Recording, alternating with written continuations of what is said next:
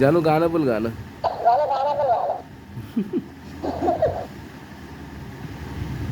ए जानू